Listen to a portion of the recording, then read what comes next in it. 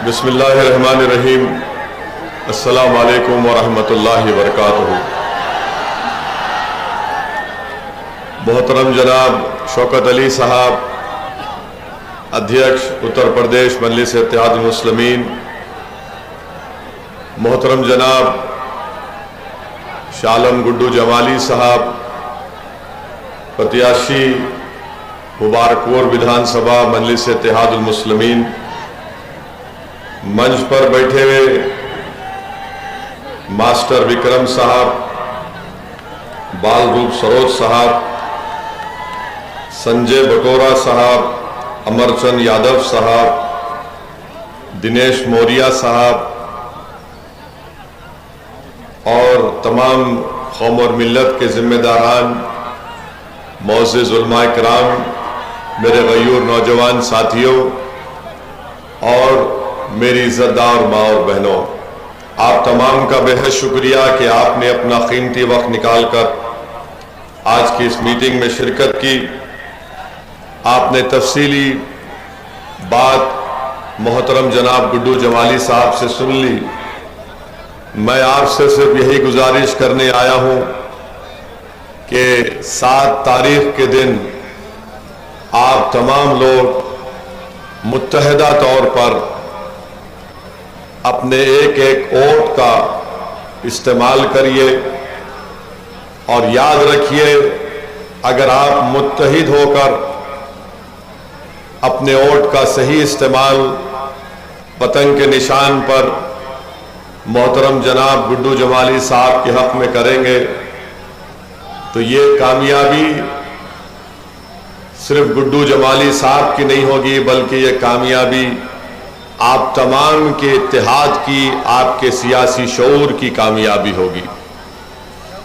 मेरे अजीज दोस्तों, मेरी इज़्ज़तदार माँ और बहनों, मैं सबसे पहले शुक्रिया अदा करता हूँ गुड्डू जमाली साहब का।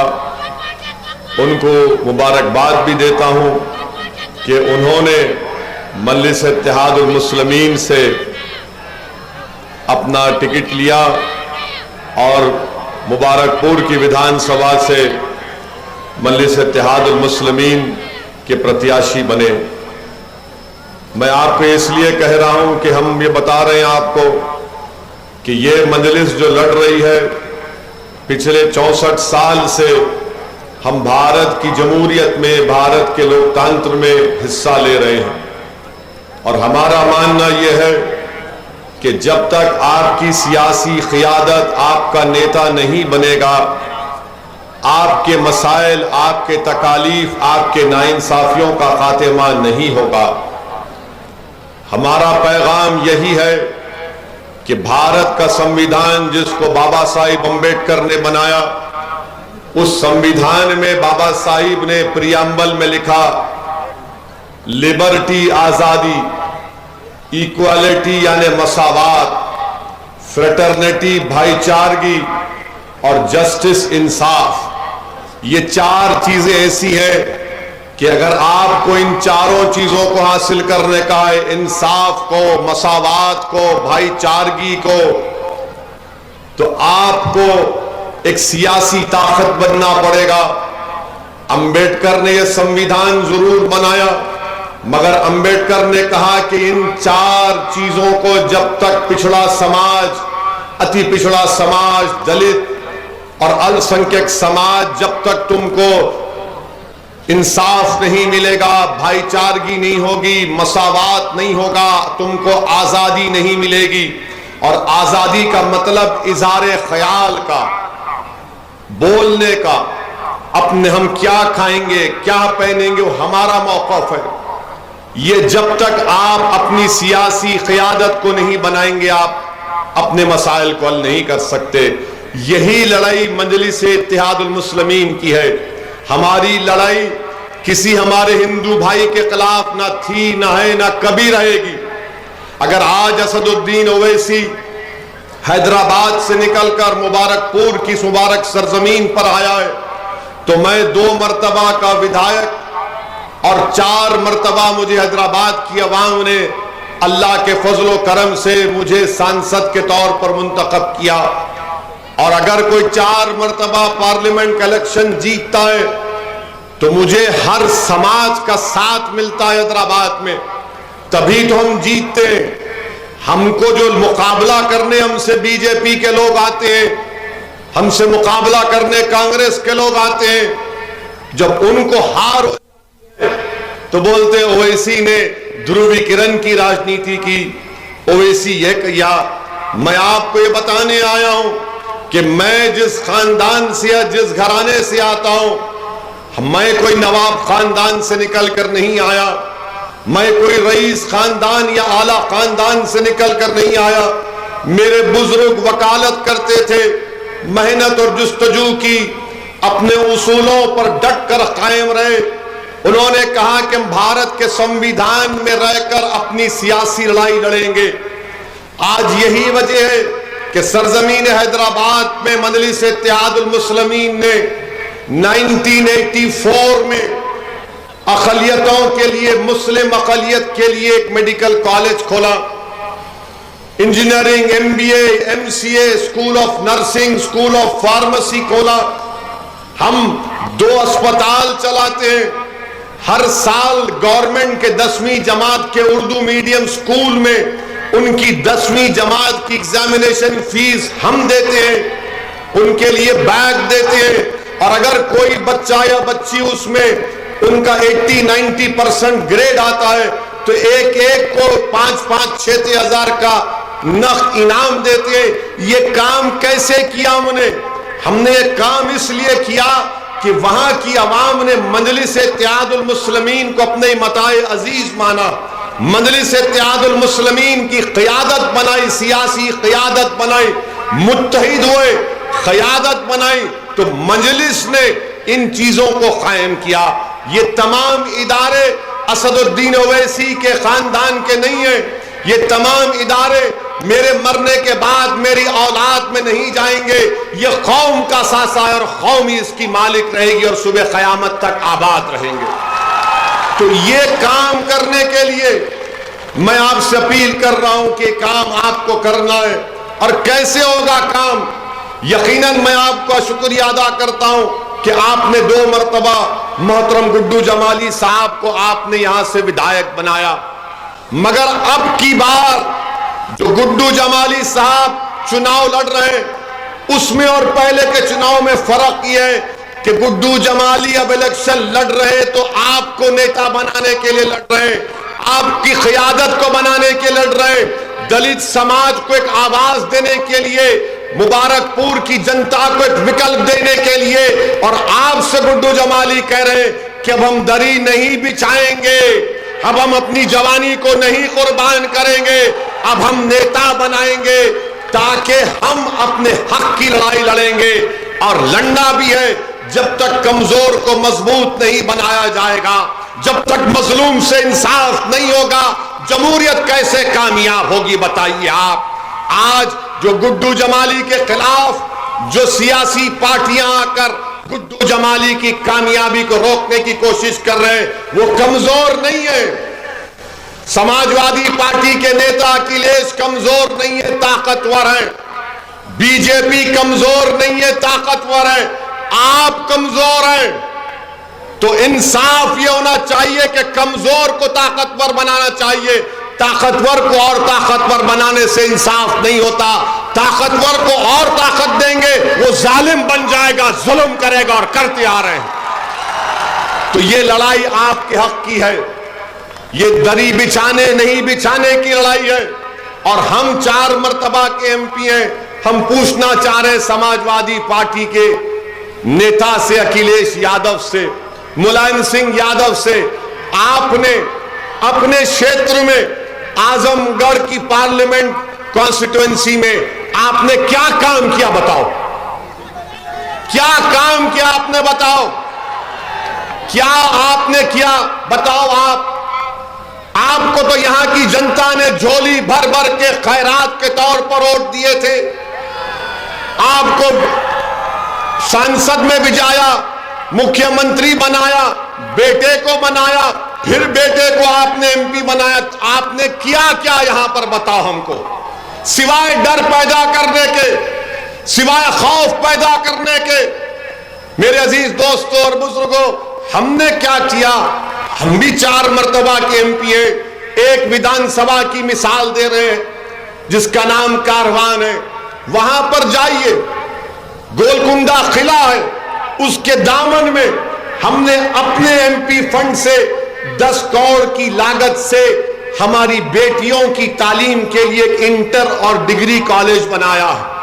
10 करोड़ की लागत से सौओं हमारी बेटियां वहां पर पढ़ती हैं, हिजाब पहनकर, बगैर हिजाब, जो भी उनकी मर्जी आती है पढ़ के जाती है, गरीब परिवार की। आपने क्या किया? आपने कुछ नहीं किया। आप शिक्षा पे क्या किया बताओ? कुछ नहीं किया आपने। तो याद रखिए, जब तक आपका नेता नहीं होगा आपकी आवाज कोई नहीं सुनेगा। अभी हमारे भाई गुड्डू जमाली ने कहा कि समाजवादी के लोग बोलते हैं कि अगर गुड्डू जमाली यहां से जीत जाएंगे, अरे जीतेंगे इंशाअल्लाह ताला। हमारे चैनल को लाइक करें, सब्सक्राइब करें और बेल आइकन जरूर दबाएं। तो क्या करेंगे? मजलिस के अगर 6, 7 या 8 जीत गए तो क्या करेंगे? हम उनको जवाब देना चाह रहे हैं। समाजवादी के भी 5 एमपी हैं लोकसभा में, 5 है ना? समाजवादी के 5 है और मजलिस इत्तेहादुल मुस्लिमीन के 2 हैं, एक असदुद्दीन और एक इम्तियाज जलील। मगर समाजवादी के 5 में अगर अखिलेश भी खड़े हो गए, मुलायम भी खड़े हो गए, तो भारत की लोकसभा हिलती नहीं। भारत की लोकसभा के दरो दीवार कब कांपते हैं? जब असदुद्दीन गरीब और मजलूम की इंसाफ की बात करता है। यही तो काम आपको करना है कि जब गुड्डू जमाली जीतकर उत्तर प्रदेश की विधानसभा में अब की बार जाएंगे तो उनकी जबान पर ना बसपा का ताला होगा, ना सपा की को रोक टोक होगी। वो आपकी जबान में हाकिम वक्त को बताएंगे, मुबारकपुर हो, उत्तर प्रदेश हो, अब जुल्म नहीं चलेगा, अब इंसाफ और हक की मुतालबा होगा। मेरे अजीज दोस्तों और बुजुर्गों, यही पैगाम आपको हम देने आए हैं, यही पैगाम आपको देने आए हैं। अब जहां कहीं भी हम चले जाते, जहां कहीं भी हम कैंपेन करते, वहां पर यह इल्जाम लगा दिया जाता कि ओवैसी आया है और बीजेपी को फायदा पहुंच जाएगा। अरे ये बताओ, 2019 के लोकसभा चुनाव तो हम नहीं लड़े, तो फिर मुलायम सिंह की मैनपुरी में मेजॉरिटी कैसे कम हो गई? अच्छा, यहां पर अखिलेश जीते तो क्यों जीते बताओ? अगर आप वोट नहीं डालते तो जीतते वो। ईमानदारी से बोला, अगर आप वोट नहीं डालते तो जीतते वो। अगर गुड्डू जमाली उनको मुबारकपुर से मेजॉरिटी नहीं जीतते दिलाते तो जीतते वो। नहीं जीतते। मगर सियासत आपसे की जा रही है, हम सियासत नहीं कर रहे। हम सियासत में हैं आपको इंसाफ दिलाने के लिए, नेता बनाने के लिए। समाजवादी आपसे सियासत कर रही है, धोखा दे रही है। क्यों नहीं मुबारकपुर को, जब दिल्ली हमारे देश की राजधानी है, मुंबई हमारी कमर्शियल राजधानी है, क्यों नहीं मुबारकपुर को इल्म की राजधानी बनाया जाए?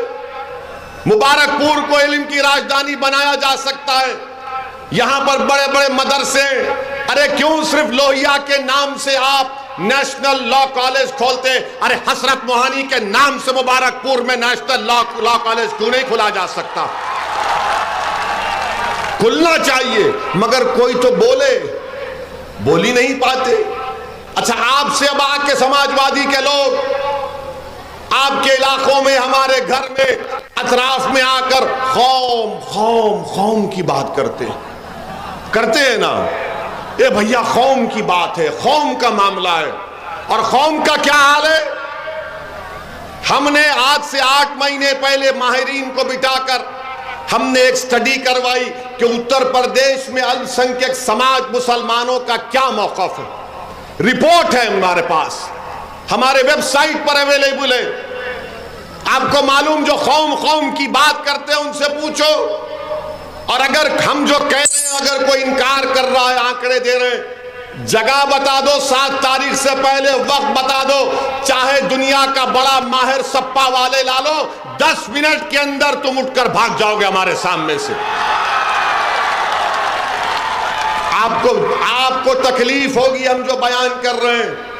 आपको मालूम उत्तर प्रदेश में अगर 10 मुस्लिम छोटे बच्चे और बच्चियां हैं तो 7 पढ़ना लिखना नहीं जानते, हिसाब किताब करना नहीं जानते।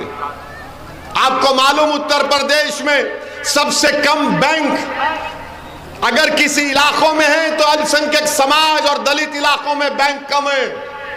इसका जिम्मेदार मैं हूं। क्या आपको मालूम अगर 10 बच्चे हाई स्कूल को जाते हैं तो सिर्फ 3 मुकम्मल करते, यानी 7% हाई स्कूल मुकम्मल करते, इसका जिम्मेदार मैं। ग्रेजुएट सिर्फ 4% है मुसलमानों के, इसका जिम्मेदार मैं। 5 और 14 साल के दरमियान में सबसे ज्यादा उत्तर प्रदेश में बच्चा मजदूरी करने वाले कौन? मुसलमान, इसका जिम्मेदार मैं। आप बताइए सबसे कम जमीन किसी के करें तो 2% भी नहीं है मुसलमान, इसका जिम्मेदार मैं हूं। आपको मालूम कि सबसे पहले 6 साल पहले कोई इस दुनिया से चला जाता है फॉरवर्ड क्लास से तो आप हैं। कौन जिम्मेदार है इसका? अगर मुबारकपुर में किसी मुस्लिम घर में एक घर में खर्चा 7 रुपये होता है तो वही दिल्ली हैदराबाद में 10 रुपये खर्च होते हैं। क्यों? इसका जिम्मेदार मैं। सबसे ज्यादा नौजवान अगर उत्तर प्रदेश, मुबारकपुर, आजमगढ़ छोड़कर मुंबई, दिल्ली, पंजाब जाता है तो मुसलमान सबसे ज्यादा कमाकर पैसा वापस भिजाने वाला वो मुसलमान। फिर बताओ इंसाफ क्यों नहीं होता? क्योंकि तुम्हारी आवाज नहीं है, तुम्हारा कोई नेता ही नहीं है। और ईमानदारी से हमारी बात का जवाब दो आप। क्या आपने कभी आंकड़े सुने आपके बर्बादी के? तुमने कभी सुना ये कि ये हाल जमीन पर हमारा करके रख दिए? इसीलिए हमको बदनाम किया जाता है कि ओवैसी भड़काऊ भाषण देता है। मैं भड़काऊ भाषण कभी नहीं दिया, ना दूंगा। मैं सच्चाई को बयान कर रहा हूं और जब तक अल्लाह जिंदा रखेगा सच्चाई को बयान करता रहूंगा। और एक बात हमारी सुनिए, और एक बात आपको समझाने के लिए, ताकि 7 तारीख को आप मुतमईन होकर आप वोट डालेंगे गुड्डू जमाली को इंशाअल्लाह। आपको हमने क्या कहा था? जिस समाज के पास नेता है उसी की आवाज को सुना जाता है। आजम खान मंत्री थे, आजम खान मंत्री थे ना? थे। मुख्यमंत्री अखिलेश थे। आजम खान जेल में क्यों है? उन्होंने मंत्रालय में किसी लोगों का ज्यादा नौकरी दे दी। आजम खान जेल में है और भैया हेलीकॉप्टर में फिर रहे। भैया सुनिए, भैया ने लखनऊ से आगरा की रोड बनाई, भैया ने स्टेडियम बनाया, भैया ने रिवर फ्रंट बनाया। राजा हरिश्चंद्र के जानशीन थे। दूध नहीं पिया, मलाई नहीं खाई, घी घर को लेकर नहीं गए।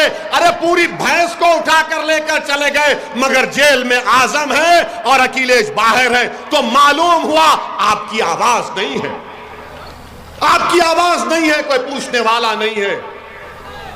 बताओ, मोदी जी ने कहा था अखिलेश पे इतना इल्जाम। मोदी जी आप भी मिले हुए हैं क्या? मोदी को आजम का नाम पसंद नहीं है, मगर अखिलेश है तो कहते हैं कि भाई का बेटा है, आजम सौतेला है। और एक मिसाल, महाराष्ट्र के नवाब मलिक उतरोला के रहने वाले हैं, बलरामपुर जिले के। नवाब मलिक पर इल्जाम क्या है कि उन्होंने 1999 में एक जमीन खरीदी, वो नहीं खरीदे, वो जेल में चले गए। और उन्हीं की राष्ट्रवादी कांग्रेस का डिप्टी सीएम है। मोदी ने अपने भाषण में कहा कि अजीत पवार पर 3000 करोड़ रुपए का फ्रॉड करने का इल्जाम मोदी ने लगाया। जेल में कौन है? नवाब मलिक है, क्योंकि नवाब मलिक सौतेला है और मोदी के लिए अजीत पवार भाई है। आपकी कोई आवाज नहीं है। अब जब हमने इसको उठाया तो समाजवादी और महाराष्ट्र में खलबली मच गई कि अरे इसकी जबान को कोई तो रोको, ये क्या क्या बोले जा रहा है। ये सच्चाई हम आपसे कह रहे हैं। गुड्डू जमाली से जो सुलूक किया गया, क्या वो आपको पसंद है? हमारे चैनल को लाइक करें, सब्सक्राइब करें और बेल आइकन जरूर दबाएं।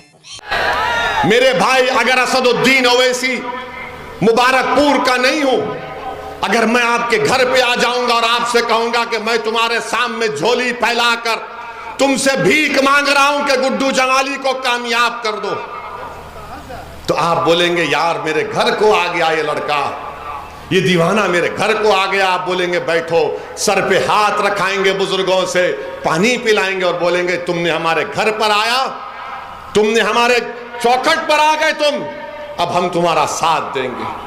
अखिलेश यादव ने क्या किया? गुड्डू जमाली को मुबारकपुर से अपने घर पर बुलाया, घर के अंदर बिठाया और बोला कि कहां से लड़ना चाह रहे लड़ लो, आप पूछ लो गुड्डू जमाली साहब से। आप हम जाने के बाद घर पे बुलाकर पीठ में खंजर मारता है ये और बोलता है कि टिकट नहीं देंगे। अरे अखिलेश, अब हम टिकट मांगने वाले नहीं, हम बांटने वाले बन चुके हैं इंशाअल्लाह ताला। तुम घर कर बुलाकर किसी मेहमान की तौहीन करते हो, वो तुम्हारा तरीका होगा। अगर हमारे घर पर हमारा दुश्मन भी आ जाता है तो हम उसको गले लगा लेते हैं, ये हमारा तरीका है। मेरे अजीज दोस्तों और बुजुर्गों, इसीलिए हम आपसे कह रहे कि अब दरी नहीं बिछाएंगे, अब दरी नहीं बिछाएंगे। और अखिलेश यादव से पूछा गया कि कर्नाटका की वो बच्ची जो हिजाब और निकाब का मसला चल रहा है, मीडिया ने पूछा बोलो अखिलेश इस पर कुछ बोलो, तो अखिलेश ने कहा सुनाई नहीं दे रहा है। हिजाब और निकाब की बात आई तो बहरे पड़ गए, और जब बात आई पूछा गया मीडिया ने मुस्लिम वोट, तो कहा कुछ नहीं सुनाई दे रहा है। आपने सुना ना वो वीडियो अखिलेश का? अब अखिलेश को क्या सुनाई दिया मालूम आपको? अखिलेश को क्या सुनाई दिया? अखिलेश को सुनील सिंह की तकरीर सुनाई दी जिसमें उसने कहा था कि मुस्लिम महिलाओं को जो मरे हुए हैं उनकी कब्रों से निकाल कर उनका बलात्कार किया जाएगा। उसकी तकरीर को अखिलेश ने सुना। अब बताओ मुबारकपुर की जनता, तुम किसको सुनोगे? हिजाब और निकाब को सुनोगे या उन लोगों का साथ दोगे जो अखिलेश के साथ खड़े होकर हमारी मां और बहनों से इस तरह की रिकेक हरकत करना चाहते थे? तुम्हारे कान तो जिंदा है ना, अभी तुम्हारे कान में तो सच्चाई जा रही है। फैसला 7 तारीख को आपको करके बताना पड़ेगा। जिसने हमारे हिजाब और निकाब और मुस्लिम वोट की आवाज उसके कान तक नहीं पहुंची, मगर जो जुल्म करता है, जिसने बदतमीजी के अल्फाज अनाप शनाप बका, आज वो अखिलेश की पार्टी में अखिलेश के बाजू खड़ा है। ये फैसला आपको करना है मेरे अजीज दोस्तों, मेरी इज्जतदार मां और भाई। बताइए आप, और फिर इतने कमजोर तो हम नहीं हुए हैं कि हम जमीर की आवाज पर कोई अच्छा फैसला ना ले पाए। मेरे अजीज दोस्तों और बुजुर्गों, मैं सलाम करता हूं कर्नाटका की उस बच्ची को। और आज भी हमने एक वीडियो देखा, वो बच्ची हिजाब पहनी हुई है, स्कूल को अंदर जा रही है और 3 बलवाई उसको रोककर बहस कर रहे हैं कि हिजाब पहनकर क्यों जा रही है। मैं मुबारकपुर से उस बच्ची को सलाम करता हूं और अल्लाह से दुआ करता हूं कि अल्लाह तुम्हारे जज्बे को जिंदा रखे, तुम्हारी नस्लों में सुबह क़यामत तक वो जज्बा अल्लाह जिंदा और बरकरार रखे। और यहां पर हमारे ये जो हमारे मुखालिफिन है, उन्होंने बोला ओवैसी ने हिजाब और निकाब को उत्तर प्रदेश में क्यों लाया? हमने कहा कि फिर क्यों नहीं लाएंगे? बोले क्यों? बोला भारत के संविधान की धज्जियां उड़ाई जा रही हैं। जिस संविधान को अंबेडकर ने अपने खून पसीने से बहाया, उसकी धज्जियां उड़ाई जा रही। उस संविधान में आर्टिकल 29 है। आर्टिकल 29 कहता है कि जिस किसी का जो कल्चर है वो उसका फंडामेंटल राइट है। मेरा फंडामेंटल राइट है। सुप्रीम कोर्ट ने कहा कि कौन क्या पहनेगा, क्या खाएगा, वो फंडामेंटल राइट है, राइट टू चॉइस। मैं सर पे टोपी पहनता था, पहनता रहूंगा। मेरे चेहरे पे दाढ़ी है, दाढ़ी रहेगी। मेरी बेटी अगर हिजाब निकाब करना चाह रही तो पहनेगी, क्योंकि संविधान इजाजत दे रहा है। अगर कोई माइका लाल बोलेगा कि हिजाब निकाब नहीं पहन सकते, सर पे टोपी नहीं लगा सकते, दाढ़ी नहीं छोड़ सकते, अरे माइका लाल तुम होंगे, मैं इस देश का बेटा हूं और कोई किसी में ताकत नहीं है कि मेरी शनाख्त को खत्म कर सके। मेरी शनाख्त रहेगी। हमने कहा कि जब ओवैसी, हमने कहा कि जब मैं पार्लियामेंट में सर पे टोपी पहनकर जाता हूं तो क्या मुझे कोई रोक सकता है पार्लियामेंट में? मेरे अजीज दोस्तों और बुजुर्गों, ये फर्क है। इनके 5 MP हैं, आपके 2 हैं, और 2 में से एक खड़ा हो जाता है तो बीजेपी के 300 MP खड़े होकर कोई बोलता बैठ जाओ, कोई बोलता खड़े हो जाओ, कोई बोलता क्या क्या बोलते हैं। मगर जब समाजवादी के लोग खड़े होते हैं वो बोलते हैं अपना है बोलने दो, अपना है बोलने दो। मेरे भाई, जब हम 2019 जुलाई में 4थी मर्तबा MP बनकर गए, हर MP को ओथ लेना पड़ता, हल्फ लेना पड़ता। हमने अल्लाह के नाम पर, भारत के संविधान पर ओथ लिया। इम्तियाज जलील मेरे साथ थे तो हमने, इम्तियाज जलील बोले असद भाई खामोशी बहुत है। हम बोले ठहरो अभी। जैसा हमारा नाम पुकारा गया, बीजेपी के 300 MP खड़े हो गए। इनको हम नजर आए तो ये मर्द होते, हमको देखकर ही नारे मारना शुरू कर दिए। क्या क्या नारे लगाए, बहरहाल बोल नहीं सकते, अनाप शनाप बहुत बका। हमने कहा ठीक है, तुम पुकारो, हम हल्फ ले लिए। उसके बाद हमने कहा जय भीम, जय भीम, और कहा तकबीर, अल्लाह अकबर। बीजेपी के MP की तरफ पलट कर देखे हम, बोलो बेटा अब क्या है? समझ में नहीं आया, जय भीम और अल्लाह अकबर बोल दिया। बाद में बीजेपी के MP बोले ये कहां से आता तुम्हारे दिमाग में?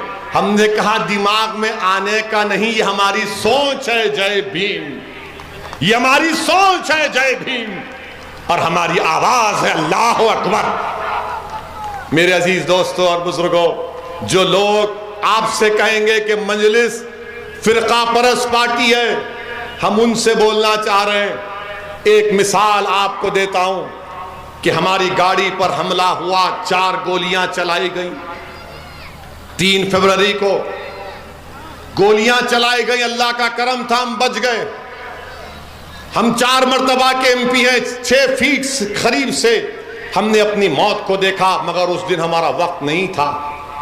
मगर जब हमारा भाषण हुआ पार्लियामेंट में, क्या हमने कहा जिस तरह राजीव गांधी ने कहा था कि जब एक पेड़ गिरता है जमीन पे तो जमीन हिल जाती है?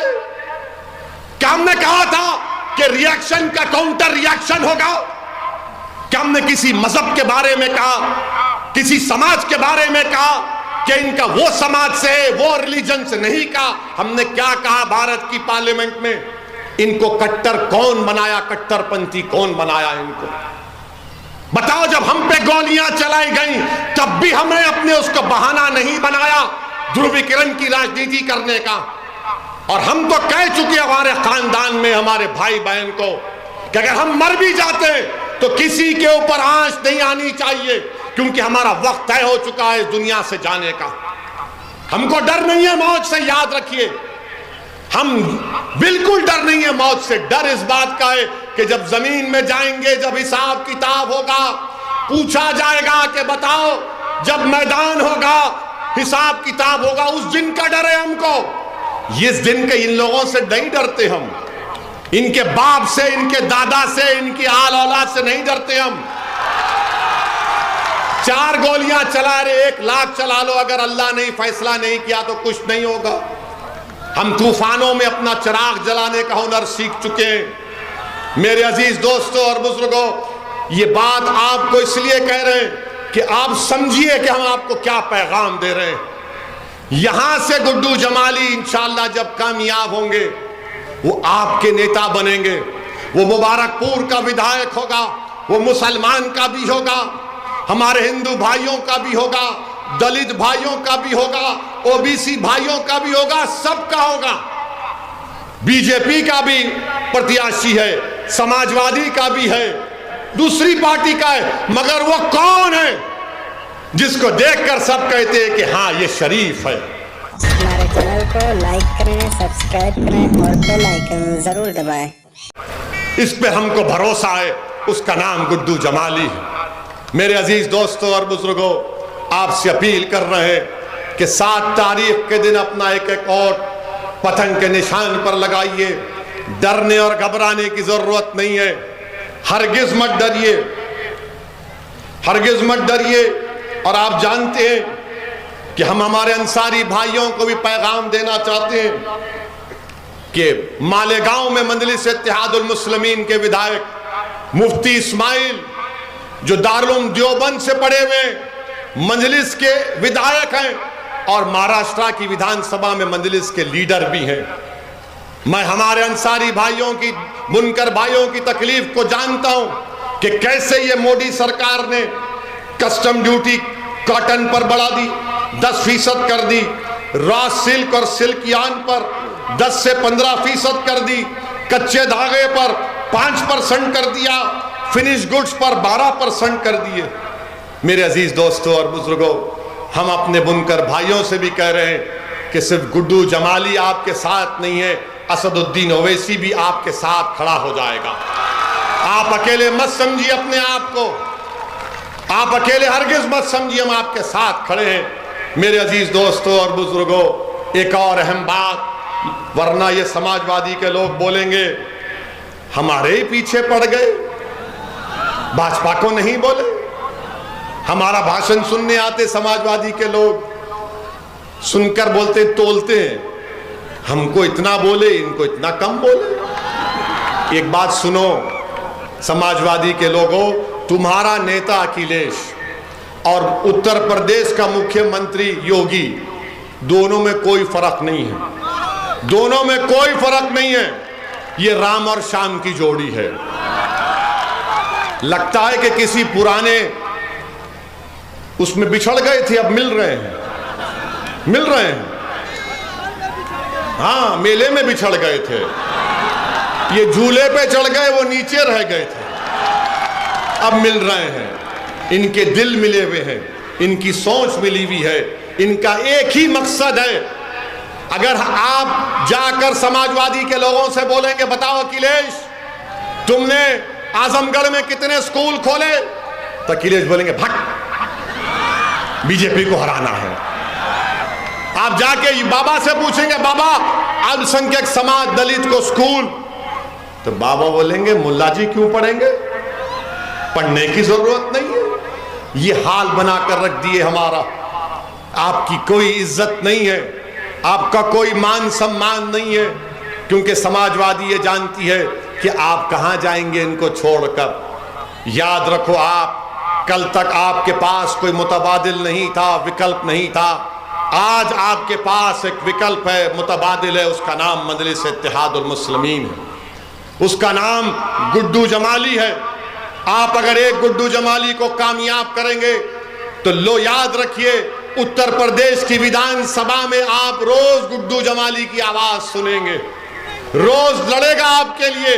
और गुड्डू जमाली को अल्लाह ने बहुत दिया है, गुड्डू जमाली किसी का मोहताज नहीं है। ओवैसी को अल्लाह ने बहुत दिया, हम किसी के मोहताज नहीं है, हम तो हमेशा अल्लाह के मोहताज थे और हमेशा अल्लाह के मोहताज रहेंगे। और जब कभी हमको तकलीफ होती है तो हम दुआ करते हैं कि हस्बुनल्लाहु निअमल वकील, हस्बुनल्लाहु निअमल वकील, अल्लाह हमारे लिए काफी है। मेरे अजीज दोस्तों और बुजुर्गों, आपको यही पैगाम देने आए हैं कि मुत्तहिद हो जाइए, अपना एक एक वोट का इस्तेमाल करिए।